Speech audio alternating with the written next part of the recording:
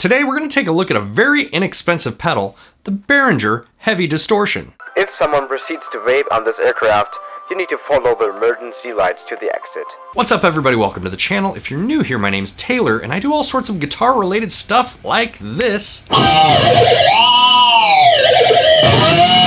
on my channel. If that's something you enjoy, make sure to subscribe and click the bell notification icon so you don't miss any of my uploads. Today, I'm going to be taking a look at the BEHRINGER HEAVY DISTORTION HD 300. Now this pedal comes in for $30. $30? What did I pay for this pedal? I'm going to give you guys bad information. God knows I'll get a comment. You f***ing called me a goddamn idiot. Get the goddamn hell out of here. Fucking asshole, you told me the wrong price. I bought it a long time ago. I don't remember how much I paid for it. $28. It's a very specific number. This pedal cost me $28, which is really cheap for any guitar pedal. And what BEHRINGER has been doing is making clones. However, I was cloned by Clonate in Canada. My model number is 0112568. Of other really popular guitar pedals. This one is a clone of a Boss Mega Distortion, or MD2. Boss describes the MD2 as extreme distortion for extreme music. Well, let's open this guy up here. You know what the BEHRINGER pedals look like. I don't need to unbox this for you, but I will. I'm that kind of guy. Ooh, it's pink, just like every other BEHRINGER pedal that I own. Kind of makes you wonder too, like, why they decided to make all of these pedals in pink. It's kind of a weird choice, right? Like, all these pedals are marketed towards metalheads and they're all pink, which I'm fine with, but there's a lot of people in the metal community that have some weird prejudice against pink. So there you have it, a very pink pedal. Let's plug it in and see what it sounds like. The way that we're gonna do this is I'm going to put it in front of my crank amplifier that's going into my Mesa 4x12, but the sound you're hearing is not my Mesa 4x12 cabinet. I have my amp head going into a load box, and I'll be adding a third-party impulse response in post. I am just using the cabinet to monitor myself in the room. This is my first time monitoring myself this way, so we'll see how it goes. Okay, plug this guy in here.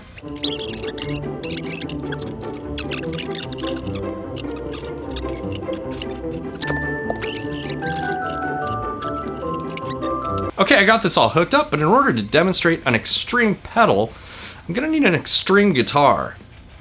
All right, this is my Solar V1.6 FRC, and it has an EMG 81 in the bridge and an 85 in the neck. This is the clean channel of my crank.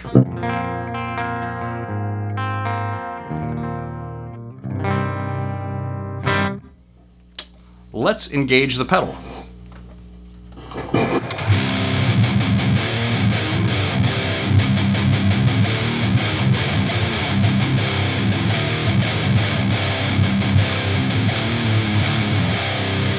So that's the pedal with everything at noon. I'm gonna tweak this thing here a little bit and let's see what kind of tones we can get out of it.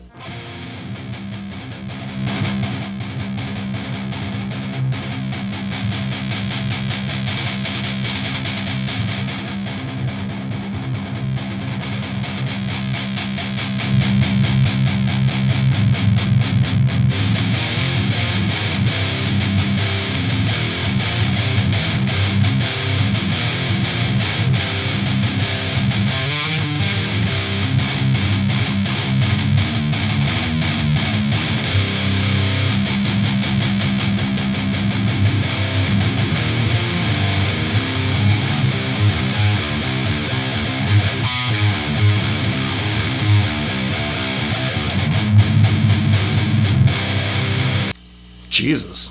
It is pretty heavy. So it has this bottom switch down here and it just adds such a tremendous amount of low end.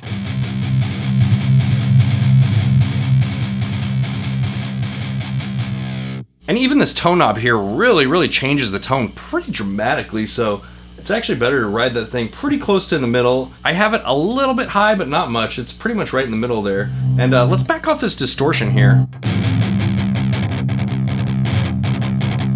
And then turn up the boost.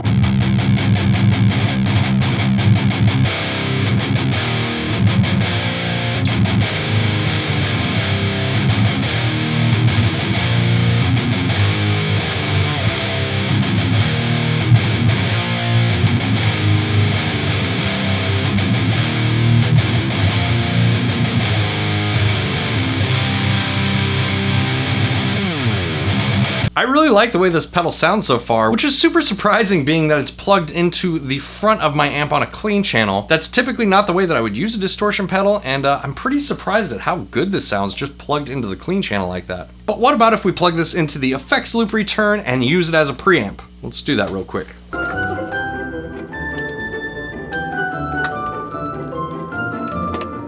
Okay, so here are the same exact settings on the pedal, except we are plugged into the effects loop return on the amp, bypassing the preamp section. Here it is.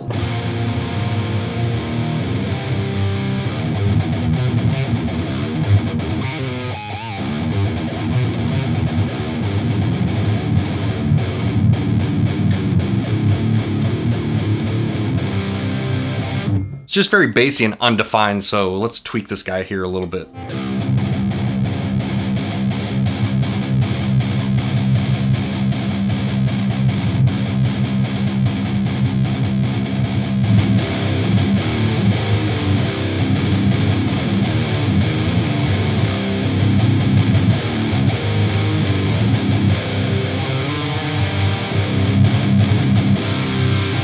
So plugging it into the effects loop of this amp just kind of gives it like this overwhelming low end response, and it's not very defined. And even if I cut back on this low end here,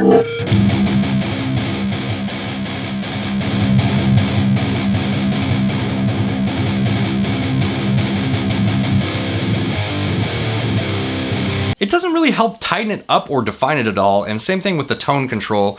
There's not really any definition going on there. So I think what I'm gonna do here is just throw another pedal in front of it and see what that does to it. Let's get a grind pedal and throw that in front.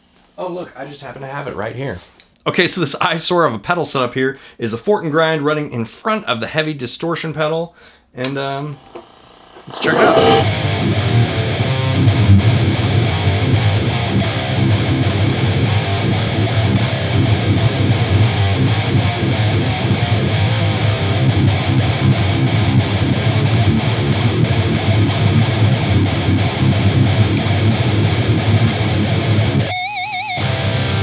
Okay, so that helped out quite a bit, and I did have to turn back the gain boost a little bit here since we're hitting the front of it with a much hotter signal from the fort and grind. But it really did help tighten that thing up and just add that special magic that the fort and grind pedal sort of adds to things. Okay, so sitting here and playing through it's one thing, but what does it sound like in a mix?